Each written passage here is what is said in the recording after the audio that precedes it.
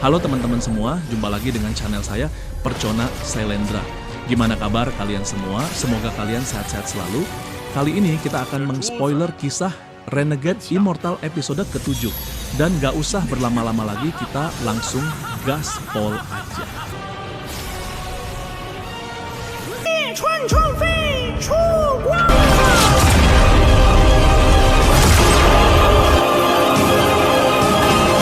沧海桑田，运道轮转，顺时而仙。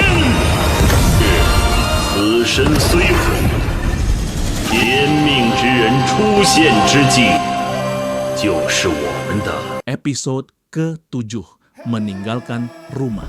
Benar sekali, kakak keempat, kami berbicara mewakilimu karena kau memberikan tempatmu kepada adik kedua. Apa yang dikatakan Wang Zuo benar, putramu lebih kuat dari Tiju. Dia mungkin benar-benar dipilih oleh para dewa. Kakak kelima Tieju menambahkan di samping. Wang Zuo dengan senyum bangga menyombongkan diri. Keluarga mereka sendiri yang menanggung semua ini. Ayah dan aku sudah memperingatkan mereka sebelumnya. Keluarga yang tidak berguna ini sama keras kepalanya dengan seekor keledai. Sekarang mereka menabrak tembok. Wang Hao berkata dengan wajah pucat, "Tiju, dia..." Sebelum dia sempat menyelesaikan perkataannya, ayah Wang Hao menatapnya tajam. Dia kehilangan kepercayaan diri dan terdiam setelahnya. Paman keempat, Tiju menghela napas dalam-dalam dan berkata, "Siapapun yang mengungkit hal ini lagi berarti dia punya sesuatu terhadapku. Biarlah ini selesai."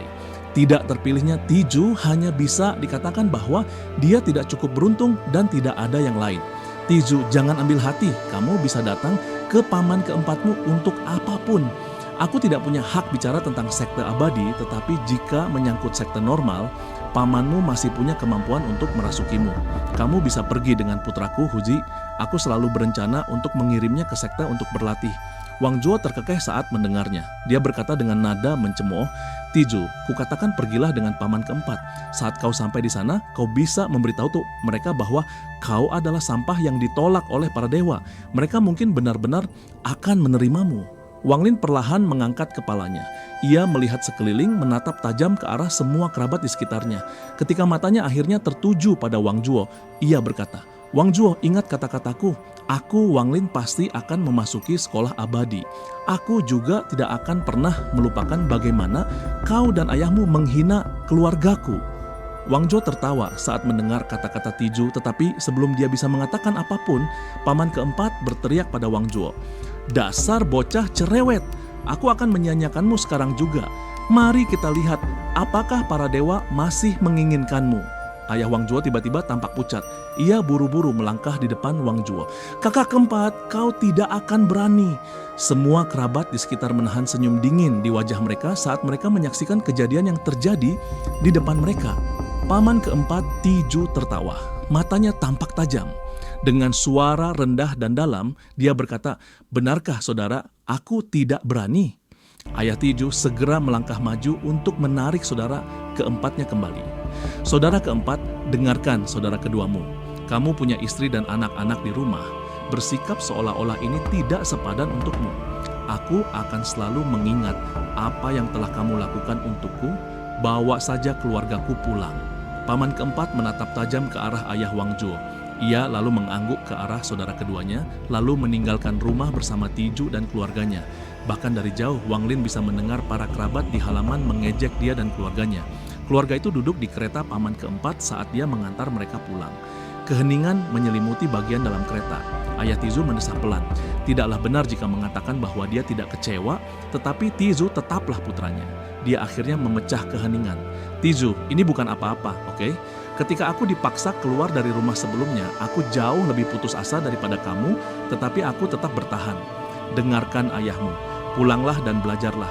Berusahalah untuk mendapatkan hasil yang baik dalam ujian distrik tahun depan. Jika kamu tidak ingin membaca, pergilah bersantai dengan paman keempatmu." Ibu Tiju menatap putranya dengan penuh kasih sayang dan menghiburnya. "Tiju, jangan lakukan hal bodoh. Kamu adalah putraku satu-satunya. Jika terjadi sesuatu padamu, aku tidak ingin hidup lagi. Kamu harus kuat." Saat dia berbicara, air mata mengalir di wajahnya. Wang Lin menatap kedua orang tuanya. Ia mengangguk dan berkata, "Ayah, ibu, tenang saja. Aku tidak akan melakukan hal konyol. Jangan khawatir, aku punya rencana." Ibu Tiju memeluknya sambil menggendongnya. Dia berkata, "Tiju, semuanya sudah berakhir. Kita akan melupakan masalah ini." Dalam pelukan hangat ibunya, hati Tiju yang terluka perlahan pulih. Ia merasa lelah setelah kejadian beberapa hari terakhir. Saat kereta bergoyang naik turun, Tiju perlahan tertidur. Dia bermimpi. Dia bermimpi bahwa dia adalah seorang yang abadi terbang di langit bersama kedua orang tuanya. Saat Tiju terbangun, hari sudah larut malam. Ia mendesah pelan sambil melihat sekeliling ruangan yang sudah dikenalnya. Hatinya mantap. Sebelum meninggalkan rumah, ia menatap lama dan dalam pada kedua orang tuanya yang sedang tidur. Ia mengambil pulpen dan kertas lalu menulis surat. Setelah memakan cukup banyak makanan kering, ia pun berangkat. Aku tidak akan menyerah pada jalan menuju keabadian. Aku harus mencoba bergabung dengan sekte Hang Yue sekali lagi. Jika mereka tetap tidak menerimaku, setidaknya aku harus menemukan lokasi sekte keabadian lainnya. Mata Wang Lin dipenuhi dengan tekad saat dia meninggalkan desa pegunungan hanya membawa sebuah tas. Dengan cahaya bulan yang menerangi jalan dan bintang-bintang yang menandai arahnya, Wang Lin melangkah maju, hanya bayangan panjangnya yang menemani. 3 hari telah berlalu, Wang Lin sedang berjalan di jalan pegunungan yang terpencil. Dia telah membuka matanya kembali ketika pemuda abadi itu menggendongnya. Dia masih bisa mengingat arah umumnya. Menuju ke arah timur, Wang Lin mengabaikan rumput liar yang memotong kedua kakinya. Dia terus melangkah maju. Setelah seminggu, ia telah memasuki bagian dalam pegunungan. Untungnya, tidak ada binatang pemakan manusia di sini. Wang Lin menelusuri jalannya dengan hati-hati. Hari ini, ketika ia mendongak, ia akhirnya dapat melihat puncak-puncak berkabut yang sudah dikenalnya di puncak bukit yang terisolasi. Tiju benar-benar kelelahan saat ini. Dia mengeluarkan beberapa makanan kering dan menggigitnya beberapa kali sambil menatap pintu masuk sekte Hang Yue. Bulu kuduk Wang Lin berdiri saat dia mendengar suara binatang buas bernapas di belakangnya. Dia menoleh ke belakang dan semua warna langsung memudar dari wajahnya. Seekor harimau putih besar dengan mata merah darah membuat udara terasa sesak. Tetesan air liur menetes dari sudut mulutnya, menghasilkan suara tetesan saat jatuh ke tanah. Harimau putih itu meraung sambil menerkam. Wang Lin menampakkan senyum getir dan tanpa ragu melompat dari sisi tebing. Ia merasakan angin menerpa wajahnya saat ia jatuh. Ia tak bisa tidak mengingat tatapan mata orang tuanya, juga semua kerabat yang mengejeknya. Ayah, ibu, anak kalian tidak mendengarkan kalian. Ini perpisahan. Dinding tebing ditutupi oleh banyak sekali cabang pohon.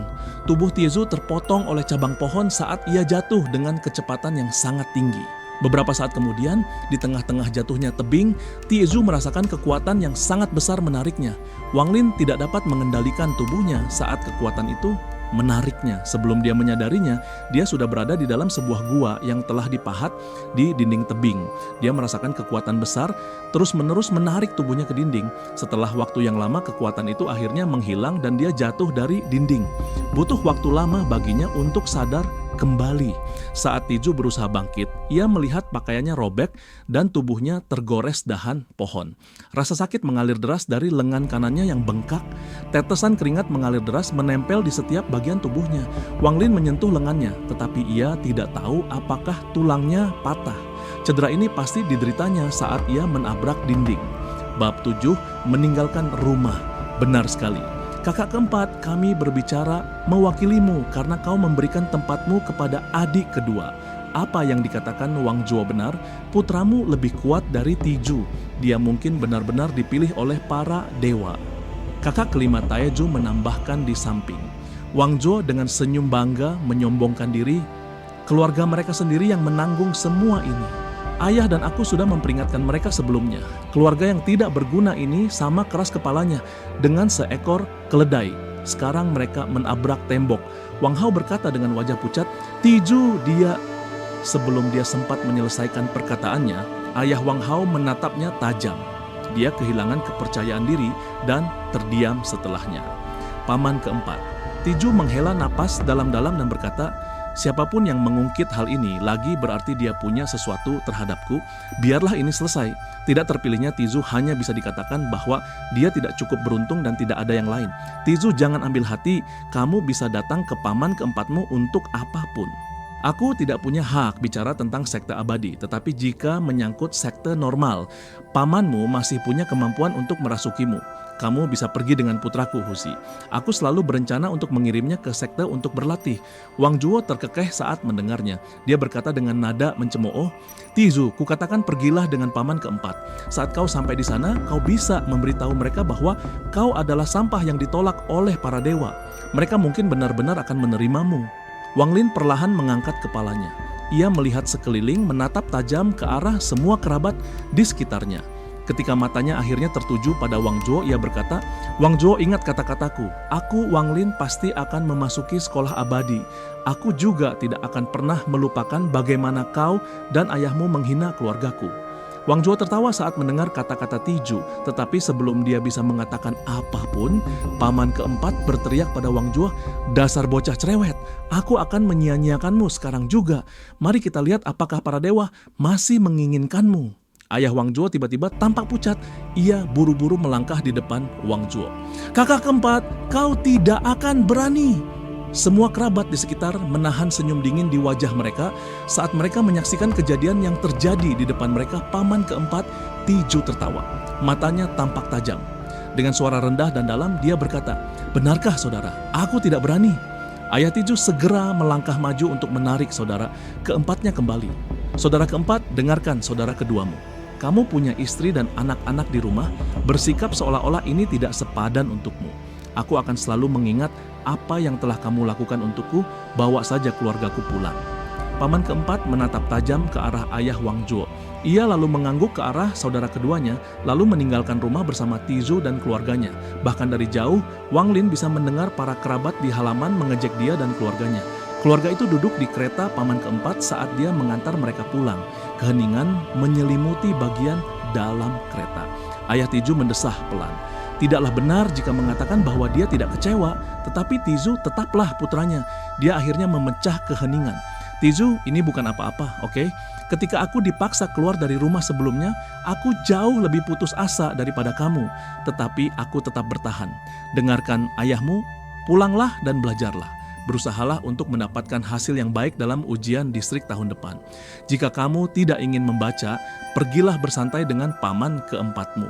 Ibu Tizu menatap putranya dengan penuh kasih sayang dan menghiburnya. Tizu, jangan lakukan hal bodoh.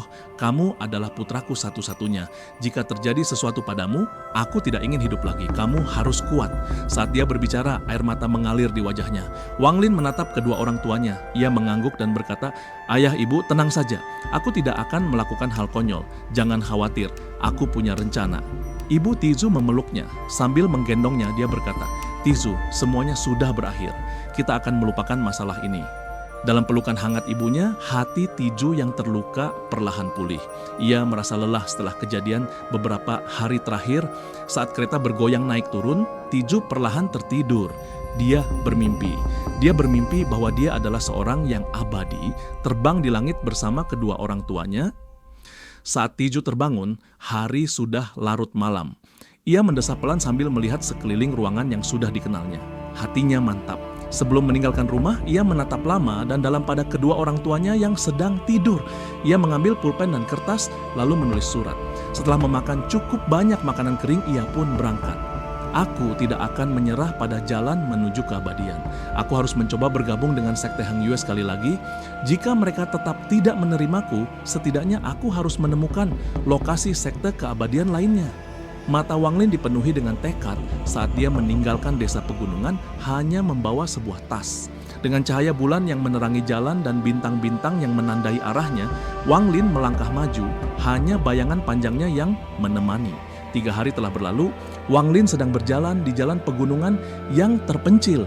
Dia telah membuka matanya kembali ketika pemuda abadi itu menggendongnya. Dia masih bisa mengingat arah umumnya. Menuju ke arah timur, Wang Lin mengabaikan rumput liar yang memotong kedua kakinya. Dia terus melangkah maju. Setelah seminggu, ia telah memasuki bagian dalam pegunungan. Untungnya tidak ada binatang pemakan manusia di sini. Wang Lin menelusuri jalannya dengan hati-hati. Hari ini ketika ia mendongak, ia akhirnya dapat melihat puncak-puncak berkabut yang sudah dikenalnya di puncak bukit yang terisolasi. Tizu benar-benar kelelahan saat ini.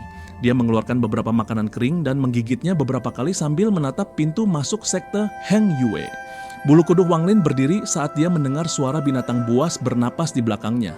Dia menoleh ke belakang dan semua warna langsung memudar dari wajahnya.